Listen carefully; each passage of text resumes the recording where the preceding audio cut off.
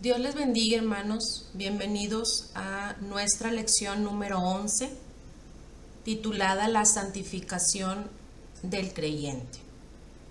Y la palabra del Señor en Primera de Corintios, capítulo 6, versículo 11, dice: Y esto erais algunos, mas ya habéis sido lavados, ya habéis sido santificados, ya habéis sido justificados en el nombre del Señor Jesús y por el Espíritu de nuestro Dios.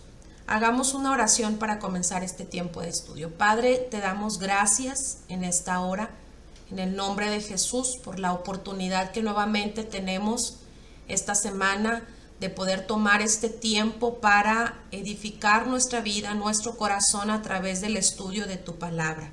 Pedimos a tu Espíritu Santo que esté con nosotros durante este tiempo, abriendo nuestro corazón, abriendo nuestro entendimiento para poder comprender el tema de este día. En el nombre de Jesús, amén.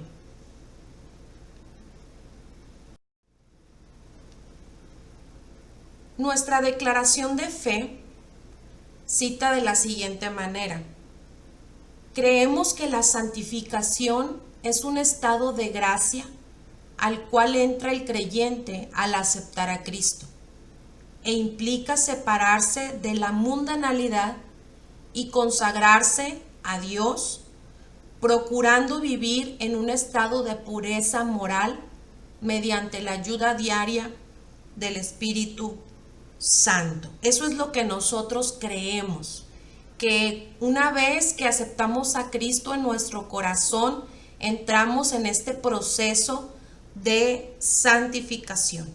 Y es importante saber que Dios ha provisto todos los medios necesarios para que la santidad de cada uno de sus hijos vaya en aumento. El anhelo de Dios es la santificación del mundo, es la santificación del hombre, y ha provisto como agente activo al Espíritu Santo para que nos ayude en este proceso.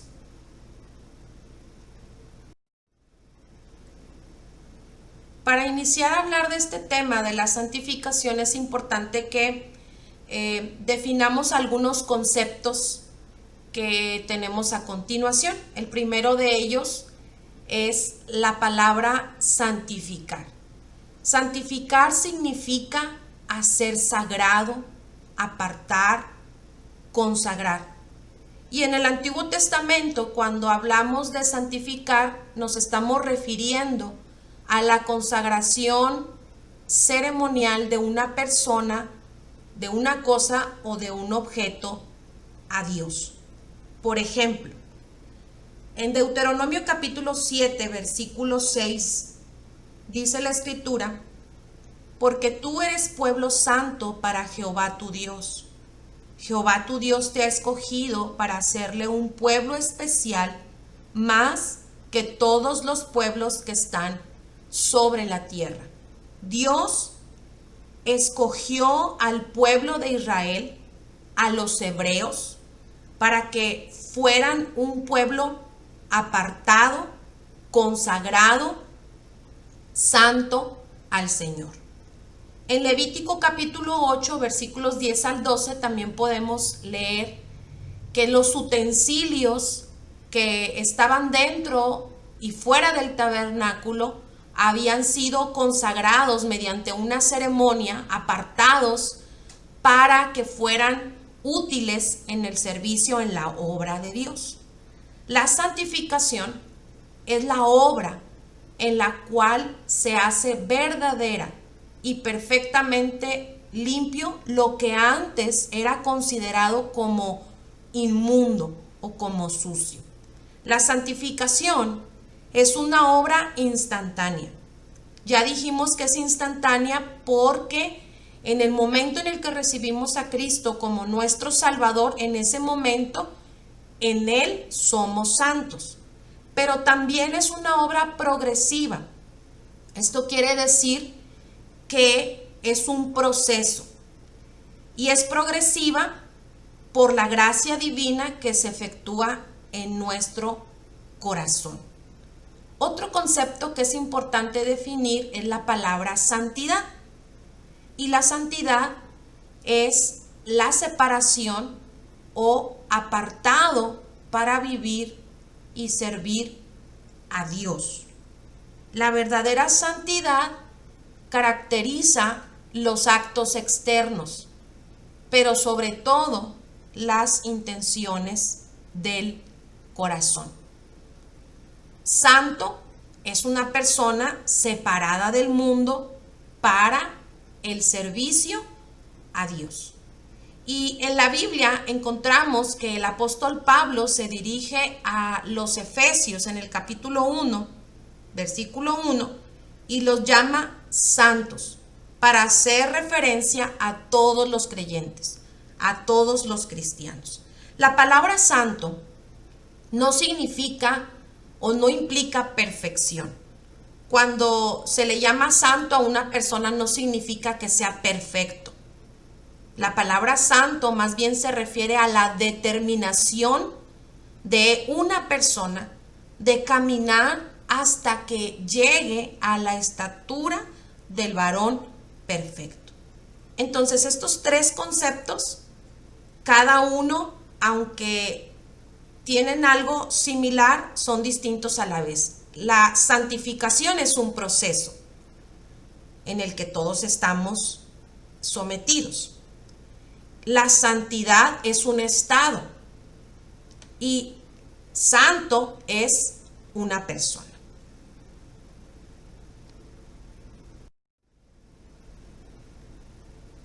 Otros conceptos que están relacionados con este tema de la santificación del creyente son el concepto de consagración.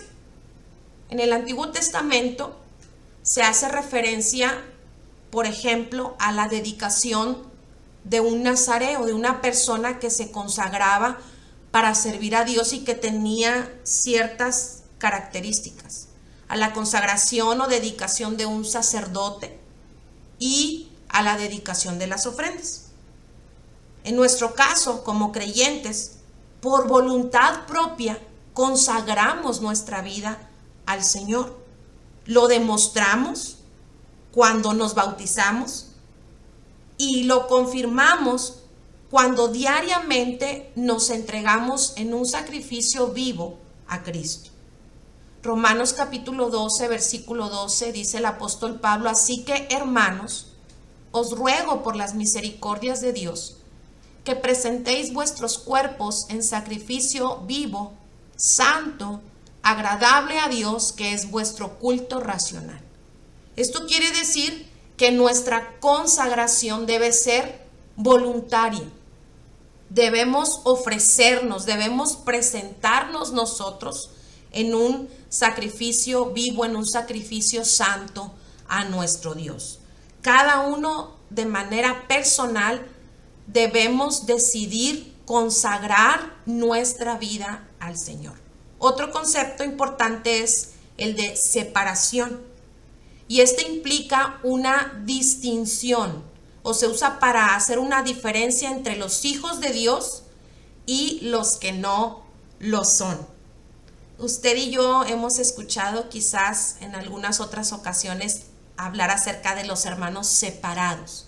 Bueno, este término de separación se utiliza justamente para diferenciar a los que somos hijos de Dios de los que no lo son.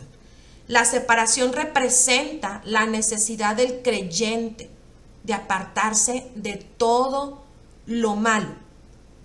Por otro lado, cuando hablamos de separación, no estamos diciendo que no debamos tener amistad con personas inconversas. No se refiere a eso. Más bien, lo que quiere decir la palabra separación es que no practiquemos el pecado. Es decir, que nos separemos del pecado, que nos separemos, que nos apartemos de todo lo malo, de todo lo que le desagrada al Señor. Jesús nunca dejó de relacionarse con los inconversos. Al contrario, Jesús se acercaba a ellos y les compartía las buenas nuevas.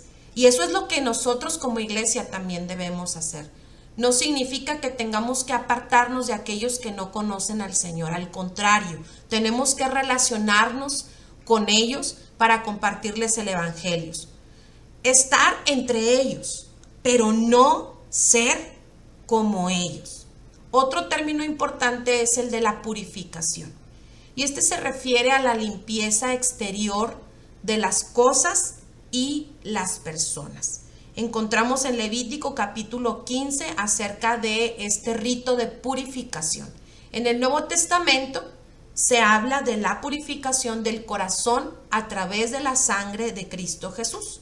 Hebreos 1:3 dice, el cual, siendo el resplandor de su gloria y la imagen misma de su sustancia, y quien sustenta todas las cosas con la palabra de su poder, habiendo efectuado la purificación de nuestros pecados por medio de sí mismo, se sentó a la diestra de la majestad en las alturas.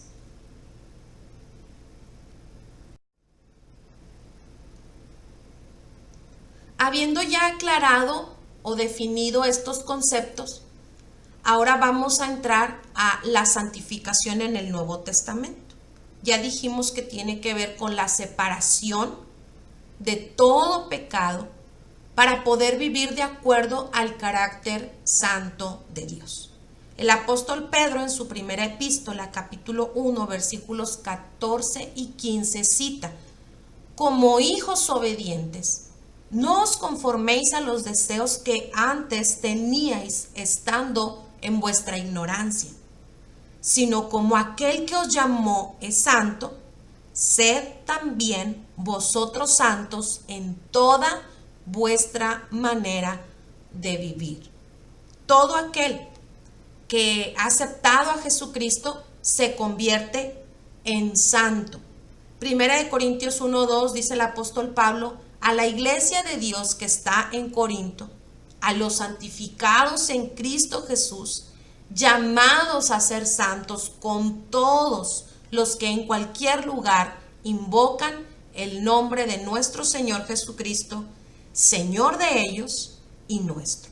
Entonces, la santificación en el Nuevo Testamento se refiere a ese proceso en donde el creyente se aparta del pecado y se entrega a Dios, se consagra a Dios para que su vida vaya de acuerdo al modelo de Cristo.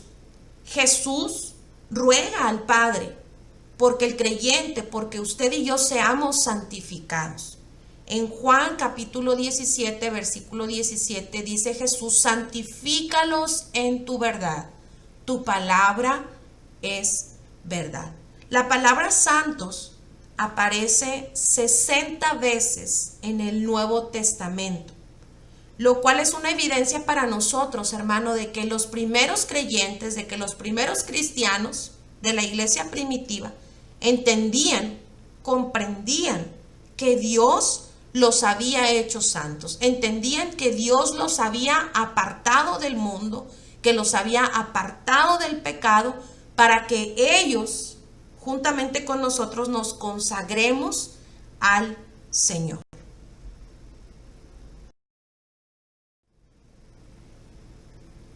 ¿Cuáles son las implicaciones de la santificación?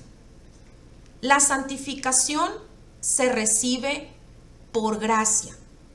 Hemos mencionado que todo aquel que acepta a Jesús es llamado a ser santo. La santificación es un hecho que fue consumado con el sacrificio de Cristo, pero al mismo tiempo es una demanda concreta y continua para cada uno de nosotros. Segunda de Corintios 7:1 dice, así que amados, puesto que tenemos tales promesas, limpiémonos de toda contaminación de carne y de espíritu, perfeccionando la santidad en el temor de Dios. Es decir, somos santos al aceptar a Cristo en nuestro corazón, al creer en el sacrificio de Jesús por nosotros en la cruz del Calvario. pero somos llamados a seguirnos santificando continuamente, a perfeccionar la santidad en el temor de Dios. La santidad, por eso es progresiva, porque implica un crecimiento incesante, en donde usted y yo eliminamos todo aquello que no le agrada a Dios. La santidad es una práctica continua. Pirman, el escritor del libro de Teología Bíblica y Sistemática, explica que eran santos y santificados en Cristo, pero algunos creyentes estaban lejos de serlo en su vida cotidiana. Habían sido llamados a ser santos, pero no caminaban dignos de la vocación a la cual habían sido llamados. ¿Qué quiere decir con esto? Que en ocasiones el creyente acepta a Cristo en su corazón, el hombre recibe a Jesús como su Salvador y en ese momento, de forma inmediata, es santificado a través de la sangre de Cristo, del sacrificio de Cristo, se convierte en una persona santa, separada. Pero en su vida diaria está lejos de ser una persona santa porque no se aparta del pecado, no camina agradando a Dios.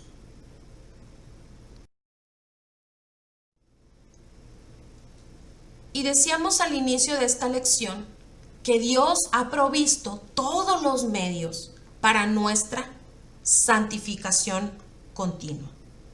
Uno de los medios es el Espíritu Santo. Segunda de Tesalonicenses capítulo 2 versículo 13 dice: pero nosotros debemos dar siempre gracias a Dios respecto a vosotros, hermanos amados por el Señor, de que Dios os haya escogido desde el principio para salvación, mediante la santificación por el Espíritu y la fe en la verdad. Esto significa que a través de la persona del Espíritu Santo, nosotros somos santificados. Es una de las personas que nos ayuda en nuestra consagración. Dice la Escritura, Él es el que produce en nosotros tanto el querer como el hacer por su buena voluntad. Otro de los medios que Dios ha provisto para nuestra santificación es la palabra de Dios. Ella nos revela el estado, la condición en la que se encuentra nuestro corazón y nos proporciona el remedio para nuestro fracaso. Nos muestra cómo agradar a Dios. Es cual espada de dos filos que penetra hasta lo más profundo de nuestro ser, produciendo lo que usted y yo por nuestra propia sabiduría nunca podremos alcanzar. La palabra de Dios nos limpia, nos santifica. Pero también la sangre de Cristo es otro de los medios que Dios usa para nuestra santificación. Primera de Juan 1:7 dice: pero si andamos en luz, como Él está en luz, tenemos comunión unos con otros. Y la sangre de Jesucristo, su Hijo, nos limpia de todo pecado. Es decir, que a través de la sangre de Cristo derramada por nosotros en la cruz del Calvario, somos santificados, somos limpiados de nuestros pecados.